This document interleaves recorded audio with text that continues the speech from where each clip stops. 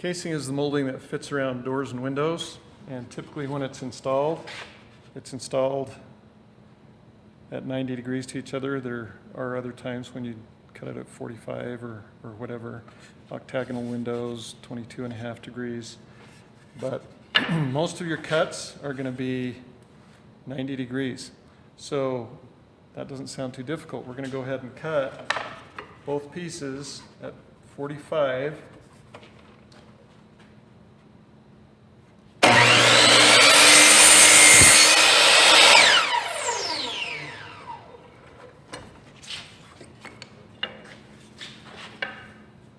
Notice I always turn the saw. I don't turn the molding around and cut the other piece like this, because this will tend to split out, okay? I always have the good sides up and toward me.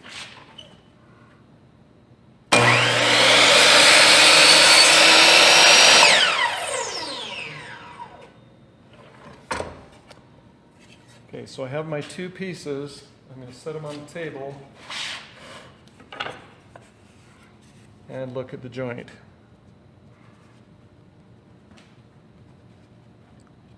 Okay, so that joint doesn't look too bad.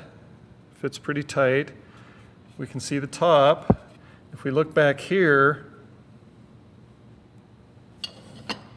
we can see whether or not it fits tight all the way back. Okay, if there were a gap down here at the bottom, then it would indicate that it's not tight on the back side. So that joint looks pretty good. So we're going to take it over to our simulated window. Okay, here I've got just a piece of OSB. I've put sheetrock on it. I've put jambs that would simulate the jambs on a real window. And as I put this over the corner, okay, we always leave a reveal. So what's a reveal?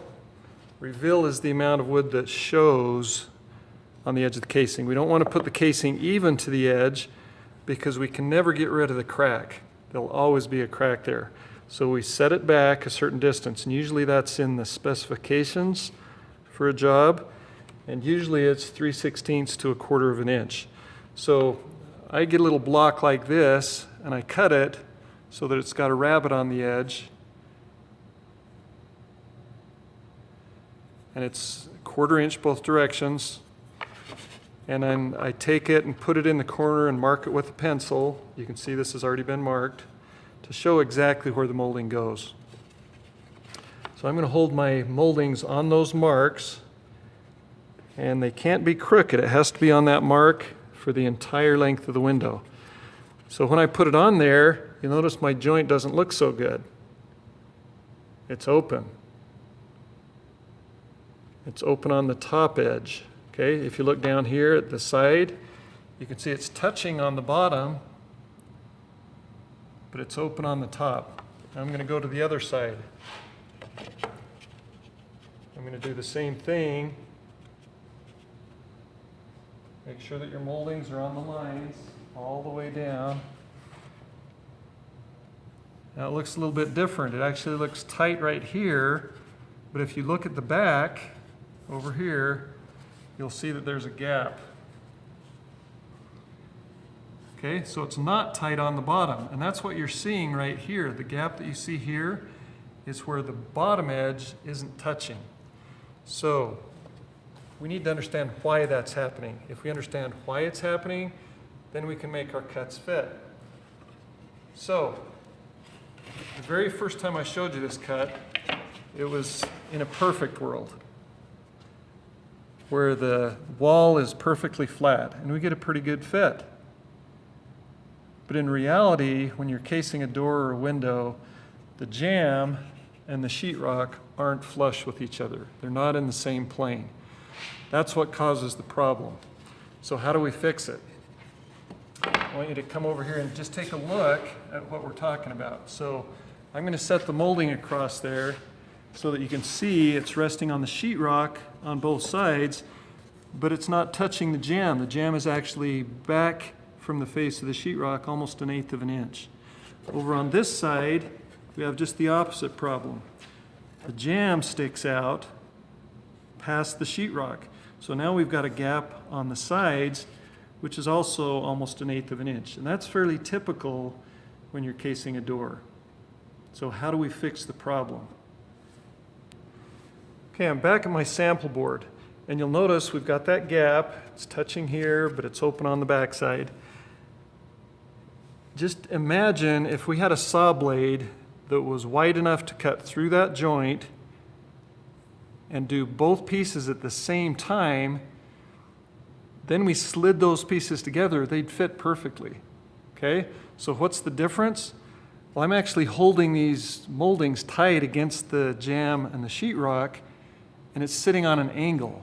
So if we could replicate that when we're making our cuts on the miter saw, our joint would fit. That means we have to tip the molding to the angle that it's going to be when it's installed. Okay, I'm holding my molding like I had it before, resting on the sheetrock. This is the side that's away from the jamb, and you notice I have a little scrap that I'm sliding under there, and it's just barely touching the molding. So it's the same width as the gap. If I do it on the other side,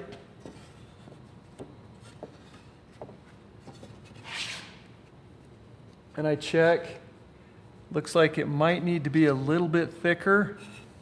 We need to have that right where it's going to rest on the molding. Okay, that's pretty close. So this scrap is going to be about the right amount of tilt for the moldings when we cut it. Now you have to imagine your molding in place.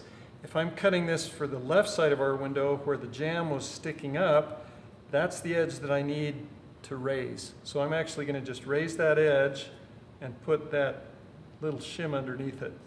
I need to turn this the other direction for this piece, 45 degrees. Now I'm going to slide this right underneath that edge so that it's holding it up about 1/8 of an inch. Now it's really important that you don't let this slide. When you're cutting on a miter, those teeth want to pull it. They want to pull it and it'll actually move down the fence. So I like to actually grab hold of the fence, make sure that I don't let it move. And probably the biggest mistake that people make is when you raise the front edge, the back edge has to stay down tight. I can't just push down tight on one end, and I can't do it on the front edge, or that's what happens. You see how it's rocking? Okay, that's going to give me a faulty cut. And likewise, if I push too hard on this corner, it's going to tip. So the back edge needs to be tight. Okay, that's where the sheetrock is. The front edge needs to be up all the way along.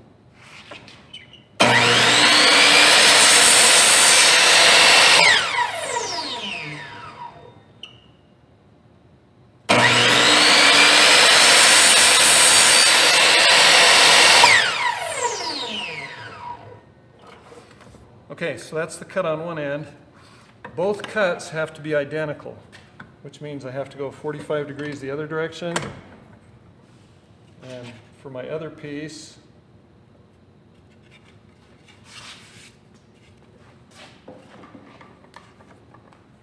I have to raise it just like I did the first one. Holding the back edge tight.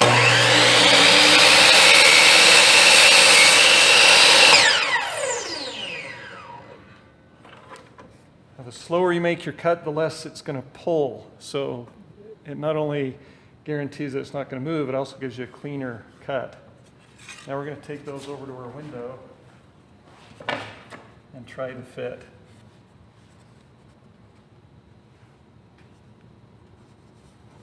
Get my 1/4 inch reveal right where it needs to be and push those in place, and that's a much better fit.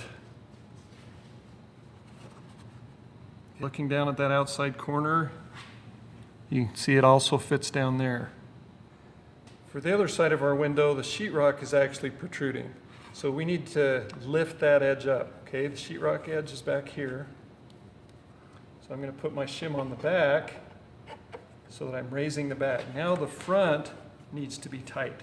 So it should be tight all the way along.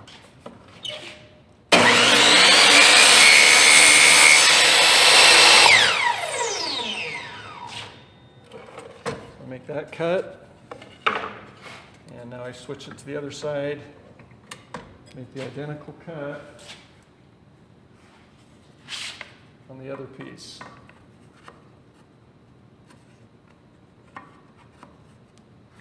The back is raised up, the front is down tight.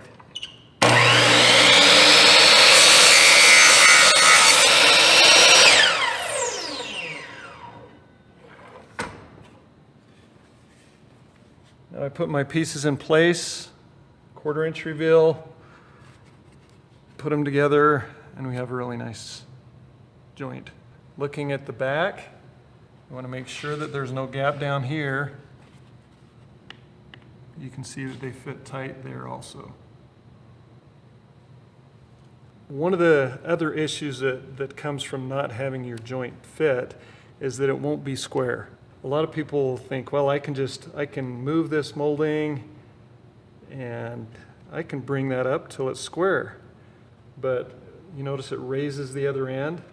If I keep it tight and I try and get it to fit better, it's not going to be square. So the only way to get it to fit is to cut it on the right angle. I've seen a lot of people that will take a plane and plane this edge, or take a utility knife and try and carve the edge, and eventually they may get a somewhat decent fit, but it probably won't be square because both pieces have to be cut exactly the same in order for the window to be square. You can see with these two pieces, I'm back to where I've just cut these at a 45. I haven't tipped the molding at all when I cut it, and we've got that open joint. A lot of people say, well, I can just lift those moldings until they touch, and that's true. You can have a good joint, but you notice what it does back here on the edge of the molding. It opens up a big gap that has to be caulked, and it's just not going to be as good. We're back on the right side of the window, and you'll notice the gap between the moldings. A lot of people say, well, I can just pull that together and it will look all right, which is true, but now it's not square anymore. You notice down at the bottom end, our margin just got a lot narrower.